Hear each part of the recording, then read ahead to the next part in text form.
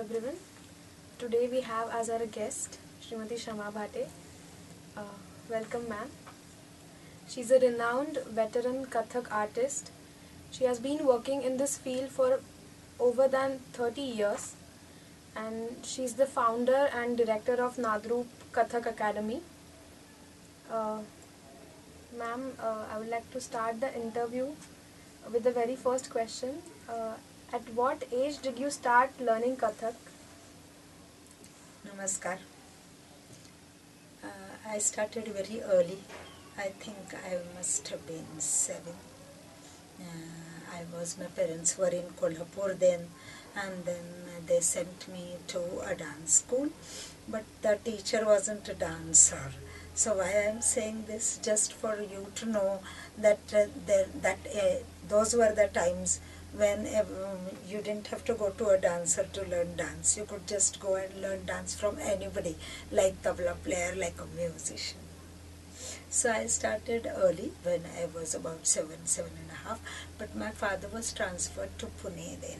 And my teacher, the teacher in Kolhapur, actually advised my parents to take me to Rohini Bhate.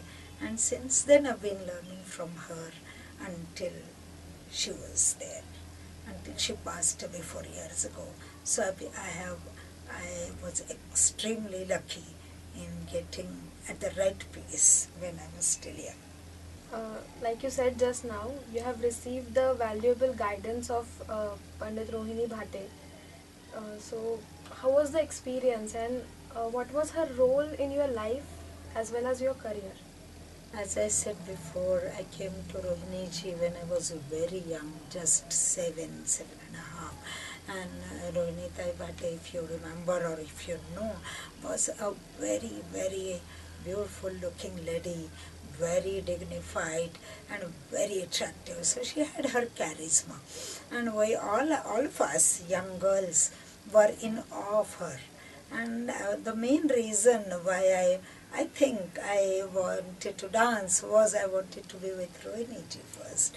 It was as simple as that for me. She was a tall, lean lady with fair complexion, long hair, and very, very attractive to all of us. So we just first small goal was we wanted to be with her, we wanted to be like her, and we were trying to imitate her, and that's why we wanted to be in dance.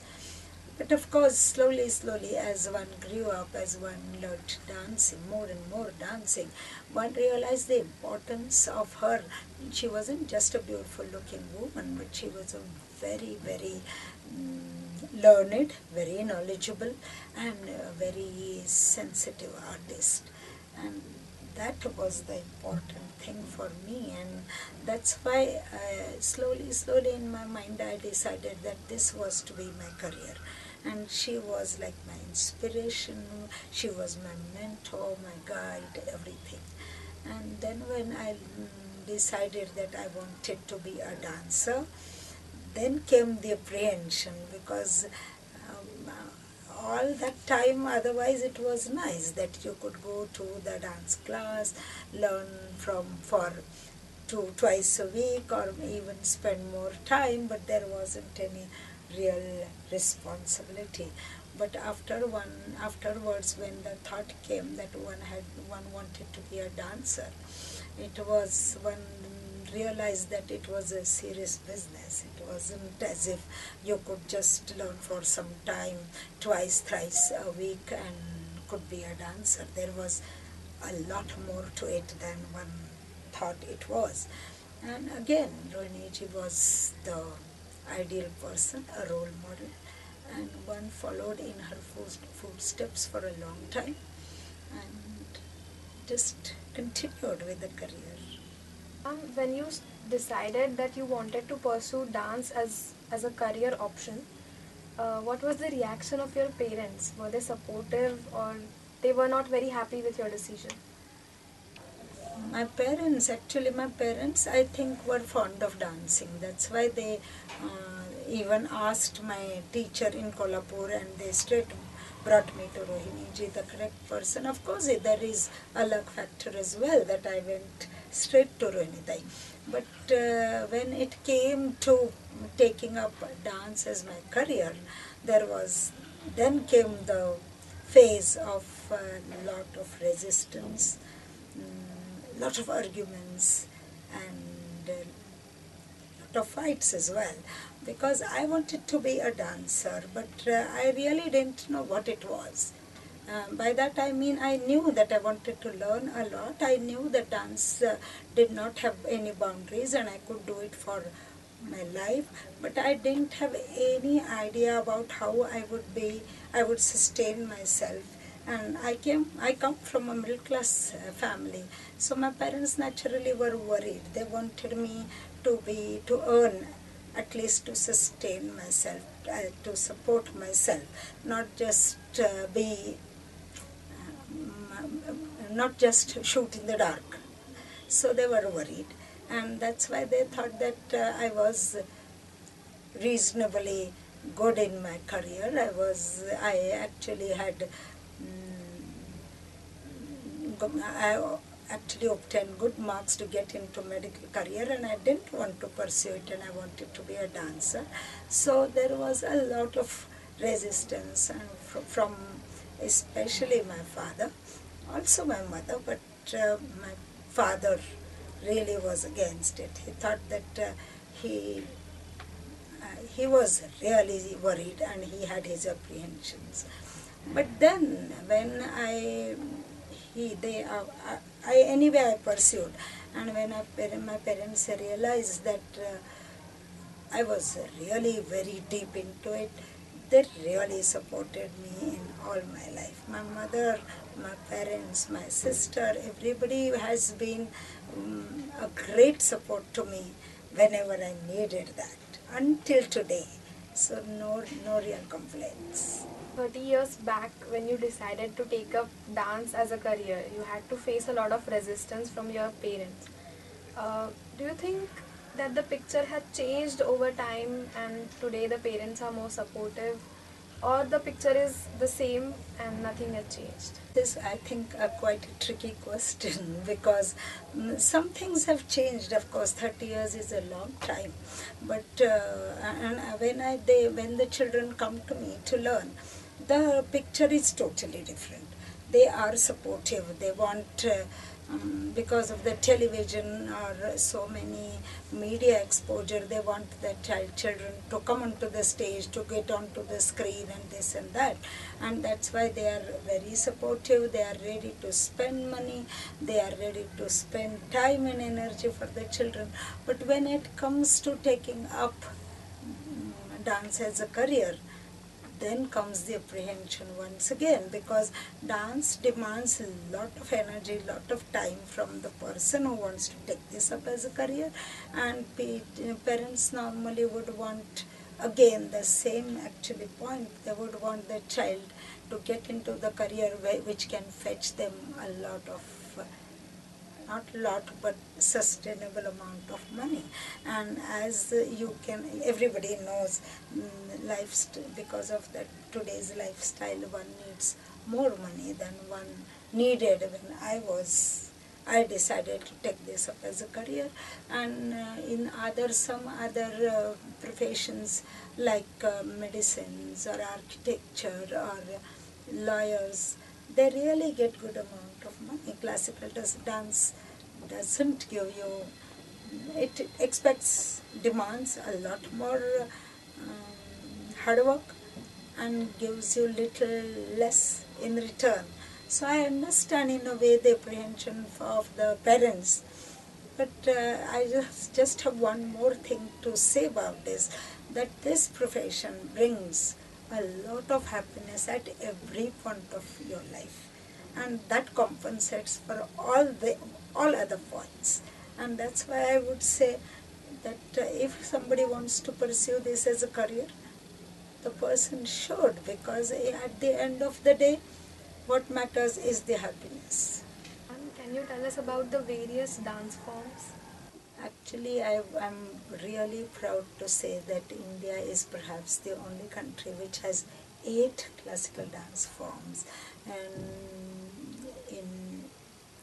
previously in Bharat Muni's Bharatnatyam Shastra time, there was only one classical dance form, but wherever it went, because of the geographical, political, historical influences, the dance, in every region, the dance became a different form, and that's how we have 8 classical dance forms, and and numerous folk forms.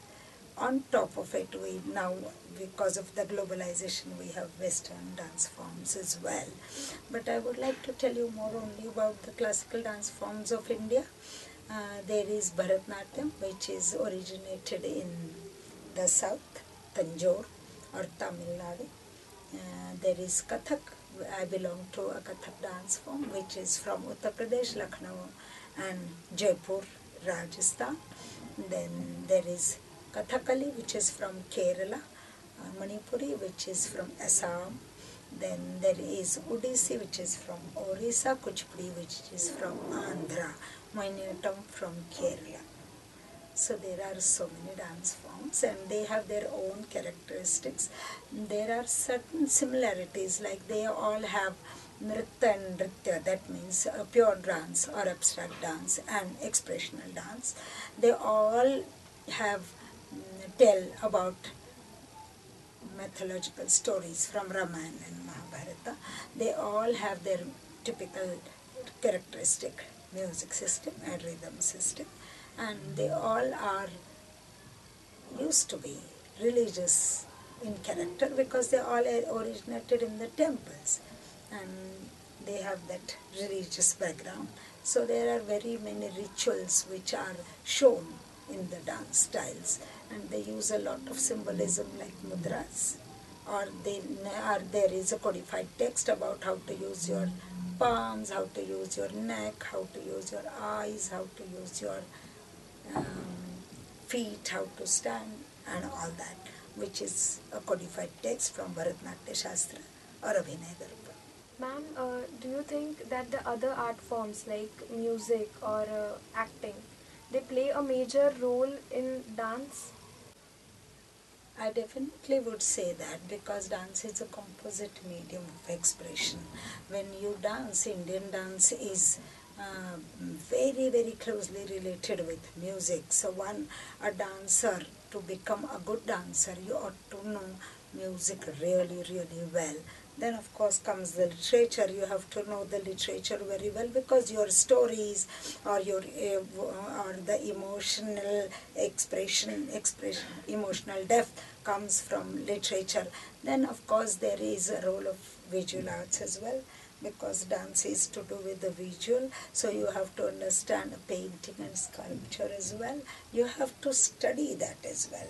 And in dance, the expressional aspect, that acting comes, the type of acting or the way you use, there is a lot more stylization in dance forms than in cinema acting or theatre acting, but the emotive substance is the same, so it certainly plays an important role. And on top of it, in today's scenario, one has to know a lot of technology. How you have ought to know how they use the intelligent lights when you are mm, presenting your dance, or how you deal with the microphones, how you deal with the recordings and sound. So dance is a very complex form of expression. Ma'am, can you tell us about the various institutes that teach dance? Uh, Also the private coaching classes and also the government institutes which have a dance as a major course. As we all know, previously when we were young, the dance was taught in classes. But even before that, or we had this Gurukul Guru Shishya Parampara system. The students would go to their respective gurus to learn. Like you must have known Pandit Bhimsen Joshi, for example, went to his gurus. They used to stay with their gurus. They were with the gurus and they learnt there, staying there with their gurus for years. But I haven't actually ever been, I haven't had any training in Gurukul, traditionally Gurukul system, as they call Gurukul. Rohiniji was a great guru, and she influenced us a lot. She didn't just teach us dance, but I would say that in practical terms, we went to the dance class. And when I started learning dance, that is about 45 years ago, the class system was already prevalent. Everybody was going to the class to learn, not a Gurukul system. We didn't go to gurus, but they were our gurus, not like class teachers of today. That I must make distinction of, because Rohinitai took our moral responsibility. She would teach us, even correct our handwriting, not just teach us dance but correct the handwriting. She would teach us how to, if we were using knife and fork, how to use it. So it was all round development thing. But coming to your question and to answer that, now we have different schools, like there are a number of universities where you can opt for classical dance, and also some centers like Kathak Kendra, which is affiliated to, say, which is Sangeet Natak Academy's affiliated body, or Kalakshetram, which is in Tanjore. They teach Bharatanatyam there. So there are some institutes like that. There are some Jaipur Kathak Kendra, Lucknow Kathak Kendra, which are autonomous bodies which teach, but they are affiliated to the Sangeet Natak Academies. There they offer you diplomas, advanced diplomas, but there are some universities also, like Pune University.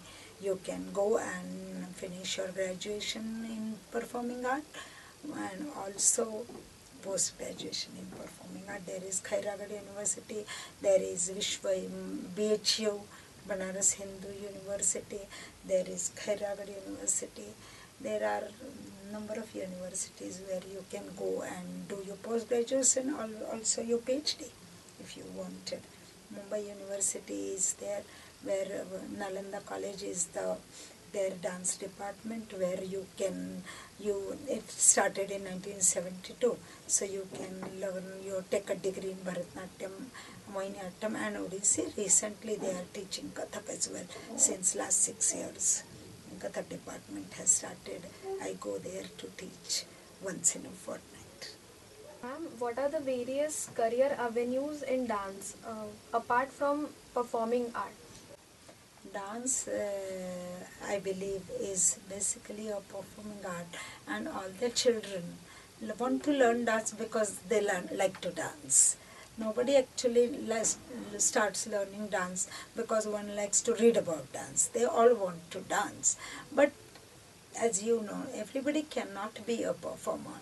It's not about just just knowing dance. It is something else. As everybody cannot become an actor, or everybody cannot become a painter. It's the same story. Performing art, it's not just about knowing the art, it's about performing. So you have to have some different qualities for that. But at our time, you could teach or you could perform. There were no other avenues. But now the scene is changing. You can enter into different avenues at the same time. Like now, people get into films and televisions, and also the stage shows. So that is, for performing, there is this parallel field. You know some dance and you can get into that and use your dance knowledge and become an artist, not necessarily a classical dancer, but an artist, where you use your classical dance knowledge.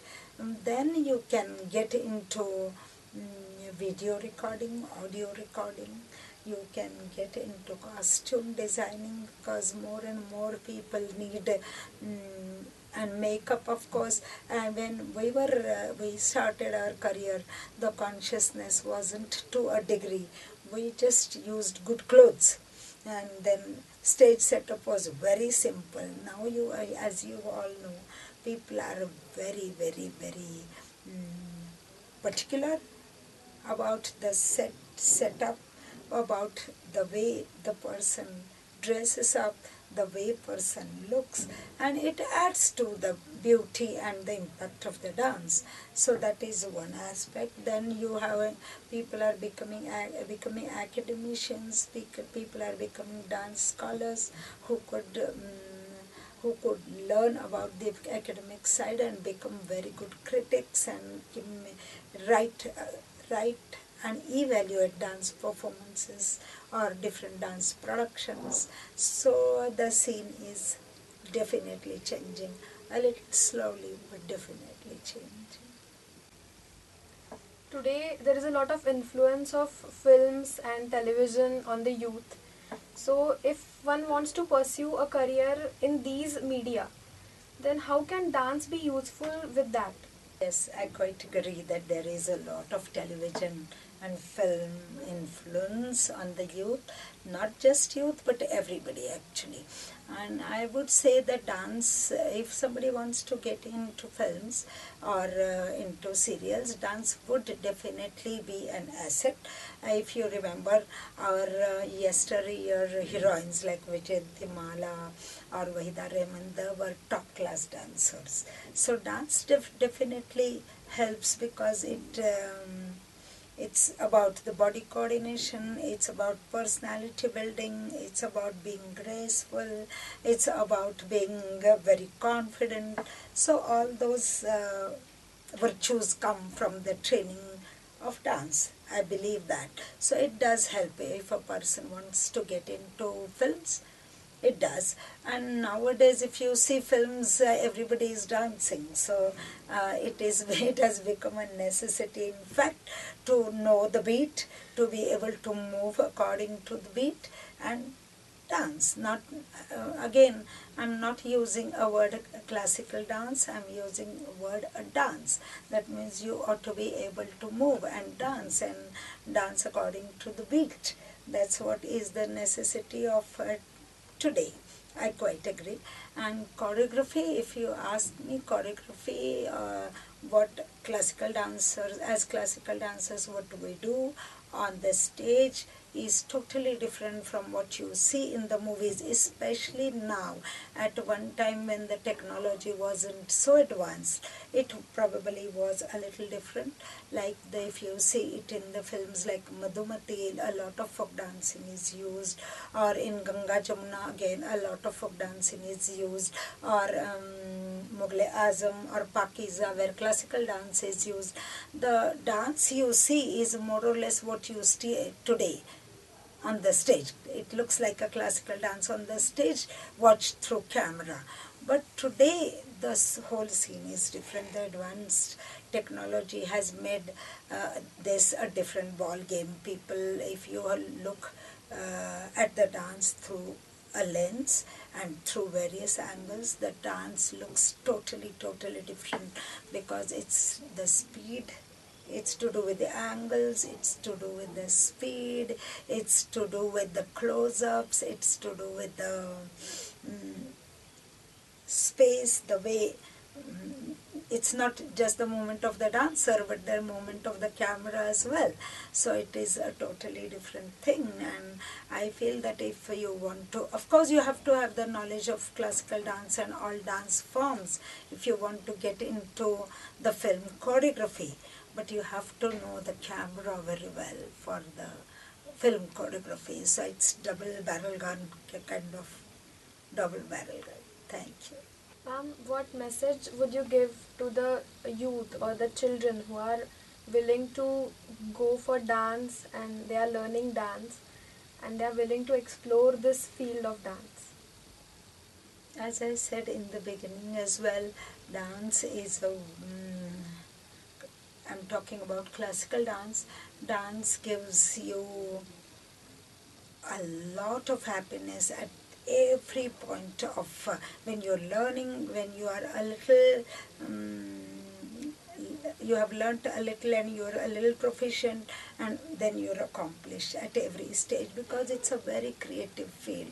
Every time you can create something and which gives you a lot of happiness, actual a bliss. You don't need to worry about anything else. When you are dancing, you can ward off all your fears, all your worries, and be happy with swar, lay, and the beauty of line.